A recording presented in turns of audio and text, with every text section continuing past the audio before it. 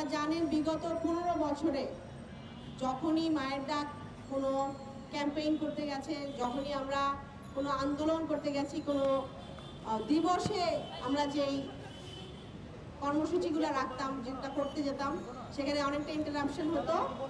এবং 5ই আগস্টের পরে আমরা আশা করি যে অ্যাটলিস্ট আমরা কথা বলার জায়গায় যেতে পারবো বা বিচারের জায়গায় যেতে পারবো। বিগত 15 বছরে বাংলাদেশটা এমন একটা জায়গায় চলে গেছে যে মানবাধিকার লঙ্ঘনটা একটা স্বাভাবিক রেগুলার প্র্যাকটিস ছিল। এবং আপনি যদি দেখেন বিডিআর পিলখানা হত্যা থেকে শুরু করে যতজন সামরিক বাহিনীর কর্মকর্তাদেরকে মেরে ফেলা হয় নির্বিচারে, যেমন আবরার ফাহাদের মতো ছাত্রকে আমাদের সামনে আমরা দেখেছি তারা কিন্তু হত্যা করে, এবং তার বিচারও আমরা কিন্তু পাইনি। সাগররুনি হত্যা, দেবাশিস এবং বাকি যারা ছিল তাদের হত্যা, শাপলা চত্বরে হাজারো হাজারো আমাদের হেফাজতের যে ভাইদেরকে হত্যা করা হয়েছিল আমাদের সামনে, এবং আমরা কিন্তু সেগুলো দেখেছিলাম। বাংলাদেশের মানুষ তখন কেউ কথা বলতে পারেনি, কারণ একটা ভয়ের রাজ্য কায়েম করা হয়েছিল, একটা ভয়ের সংস্কৃতি কায়েম করা হয়েছিল।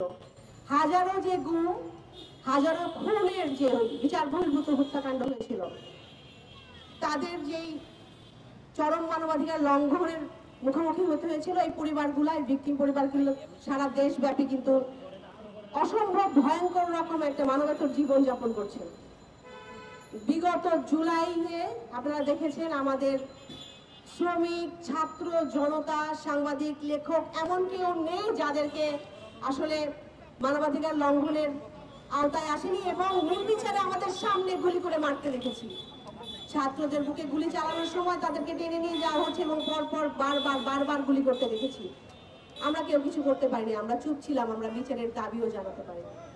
আমরা দাবি জানাই এখন একসাথে বিচারের দাবি জানানোর জন্য, পুরা বাংলাদেশের সবাইকে একত্রে আনার জন্য, এই ভিকটিম যারা, ভুক্তভোগী যারা, তাদের সবাইকে একত্রিত করার জন্য আমরা সমবেত হচ্ছি আগামীকালকে আন্তর্জাতিক মানবাধিকার দিবসে সোহরাওয়ার্দী উদ্যানে। আমাদের প্রোগ্রাম শুরু হবে বেলা 1টায়, এবং আমরা শুধুমাত্র ঢাকা না, ঢাকার বাইরের বিভিন্ন জেলা থেকে দল মত নির্বিশেষে সাধারণ মানুষ, শ্রমিক, ছাত্র, জনতা সবাইকে আহ্বান জানাচ্ছি, আমাদের সকলকে আহ্বান জানাচ্ছি এই উদ্দেশ্যটা আমরা যেটা একসাথে দাঁড়াতে যাচ্ছি বিচারের দাবিতে, সেটা যেন আমরা সফল করতে পারি আগামীকালকে। আপনারা বিগত বছরে যারা এই যুদ্ধে আমাদের পাশে ছিলেন, আমাদের সংবাদ মাধ্যম কর্মী ভাইরা এবং বোনেরা, আমরা আশা করব এখনকার যে সময়টা, গত সার্ভাইলেন্স বা যেই হুমকি, যে এক্সপ্রেশন করার অধিকারটা হয়তো আপনাদের ছিল না, আমরা আশা করবো ইনশাল্লাহ এখন আপনারা সেটা করতে পারবেন এবং আমাদের পাশে থাকবেন। আমরা যেই বাংলাদেশ দেখতে যাচ্ছি, আমরা ইনশাল্লাহ সেই বাংলাদেশটাকে দেখার জন্য একত্রিত হব। আমরা যখন একটা ন্যায় বিচার আশা করি যেটা প্রতিষ্ঠিত করতে পারবো, তখনই আসলে সেই বাংলাদেশে যাওয়া সম্ভব।